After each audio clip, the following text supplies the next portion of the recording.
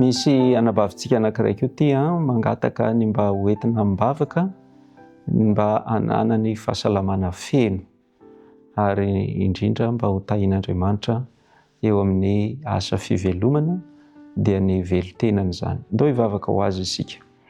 Andriamanitra misaotra anao mandrakariva izahay satria mbola ao anatin'ny fotoana izay ahafahanay miova, ahafahanay mahazo famelan-keloka noho ny fahasoavanao. Ka dia angatanay ianao Andriamanitra mba hanadio anay hamela ny helokay. Ty anabavinay izay mangataka vavaka ity dia mba ho tahinao anie izy homenao fahasalamana feno, ho averinao amin'ny fahafenoana mihitsy ny fahasalamana mba hahafahany miatrika tsara ny fiainany ary ho tahinao anie ny fivelomany.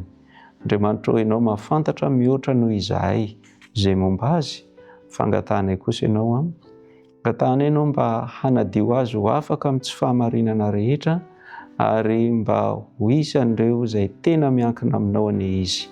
Izahay zany zao hoe te mivavaka ho azy fa izy ihany koa Andriamanitra mba ho tena zanakao tia hivavaka ary manana fiainam-bavaka manolo tena feno ho anao anie izy. Tonoina amin'ny anaran'i Kristy ny vavaka. Amen.